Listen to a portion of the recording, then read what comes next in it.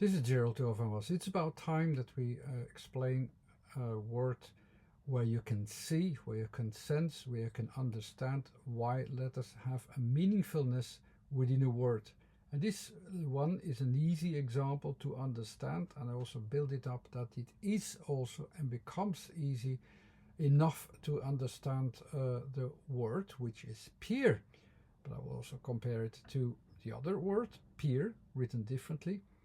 In other languages, PEAR is also written with a double A in Dutch, which is called PEAR. In French, it's POIRE. And I will also bring it into the perspective of another word, POIVRE. And you will show how you can recognize it and how you can build that up also yourself. And I'm still pretty sure that a lot of people will still find it unacceptable that words and letters should have a strict meaning.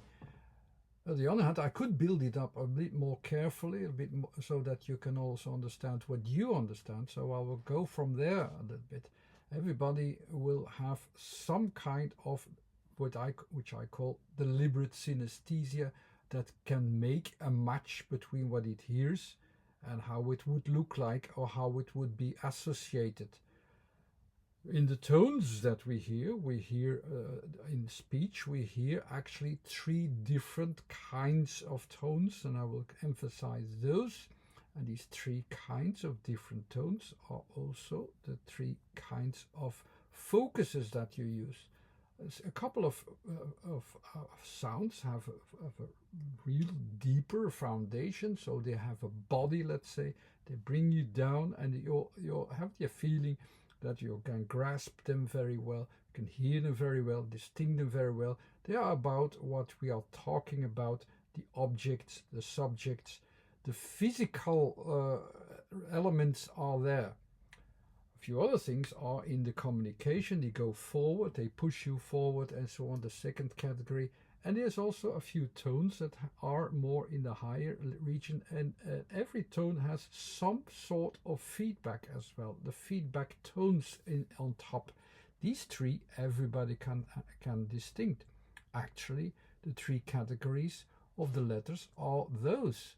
So we can understand what has body, what is pushing forward, or what has some kind of feedback.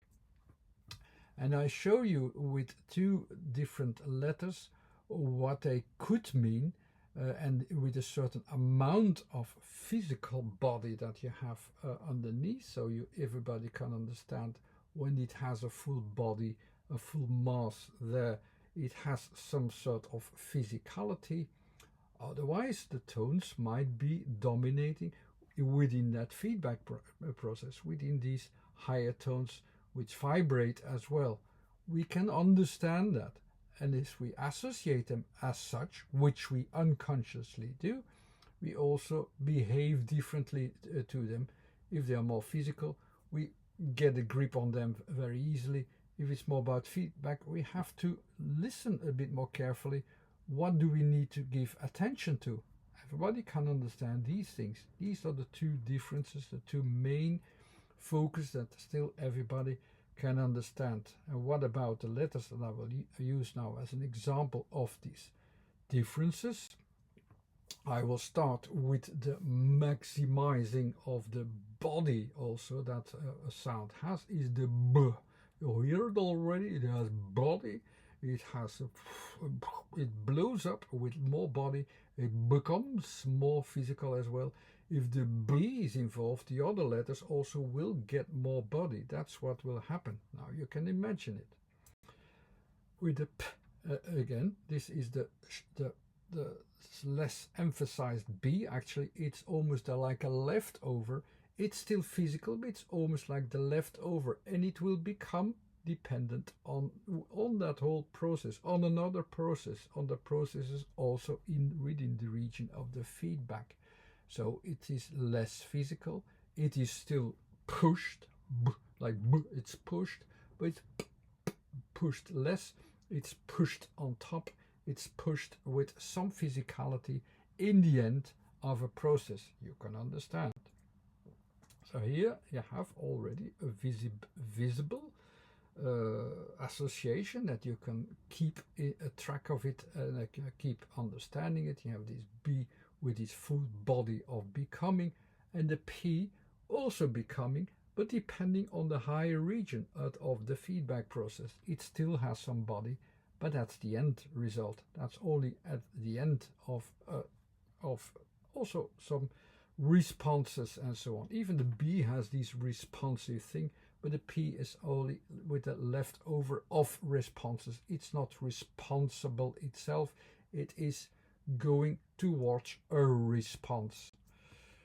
And here you can see a little bit more better expressed, and that is the B is getting larger, and it has a body. The body builds up from underneath onwards. Same thing, the B pushes still up in the P, but it only ends with the body. Easy to understand, and that's where we have our focus of P. So we have the first letter of P for PEAR. So how do we understand our PEAR? It is the next letter, or the next sound is the E and A combined in a written sense, but you can hear an E here. You can have an A here. It have a certain length with E or E, and all these variations always about a certain length, which can be a length to a certain form, or with a length that takes a certain time. The A is that central focused form with a certain object or objectivity. But there's also, if you listen carefully, there is also the E sound a bit, which shows you an inwardly direction of context even, and the small at the end, ear, there, which connects to a smallest place as possible. Makes it a bit more complicated, but that's the area of where we focus upon, and it describes it more or less about the area we focus upon. Not a physical area, but the area of focus. So if we translate that to a form, the A is the body. It has a body, the A with a stretch thing, somewhere going in and somewhere attached as well to a little place as possible. So if we translate that to the PEAR, where we already know, we know the P place, the A will be stretched a little with a certain length. Here the length is going up. It's not, but it's going up like the P is going up. It follows the direction towards the P. And we more or less almost have the basics of our focus. It's not 100% correct yet, but it's you can understand the main focus where you're heading at. It's having to add direction of P anyhow. Now the next letter, or the last letter, is the R, which is starting from an out frame connection. If you look at in my scheme, it says you have to start from an outside frame connection, and you have to connect the material, the useful material, together. This will grow and hang together better. So basically, as a form, it is this outer frame and this connection point which you have there. It will connect it will connect the dots, let's say. But you also have to have the other frames of the other letters. You have the P, which has the frame of the basics, on which you only have that result on top, the frame starter. The region in between of our focus, the E plus A, it's this region which I showed here, the A, which a bit extension of a further development, and then the R. So let's have them as well. And if I add them, I almost have the PEAR. I will add the R at the end, and I will add also, of course, the connecting the dots frames together, so that I have my PEAR. That's more or less our very quick focus that we associate from there, and that will make it understandable. But we also have PEAR in another sense. Okay, we still have the P, the same thing, the R, the same thing. The PEAR here is with the E sound in the back, but it's written as double A, not as A plus A. So it's a frame which extends, but it is about that extension. It is within that extension, it is within that frame of development that you follow it up for a certain while. What is basically doing, we can in that way we can express what PEAR is very well. Even the different ideas of PEAR, they all depend on that process. Similarly, that process, it makes connections to the different times it adds it goes into the process and makes that connection. Every time when it makes that connection, it does that similarly, and it will make that connection. It will make it similarly because it will repeat that process. Now, what about the word PEAR, written down at the same way as the English word of PEAR, but the Dutch word for pair, and which is pronounced PEAR, exactly A as it has been written. Again, we have the P, we have this A, which I had before, and then the R, or the connection.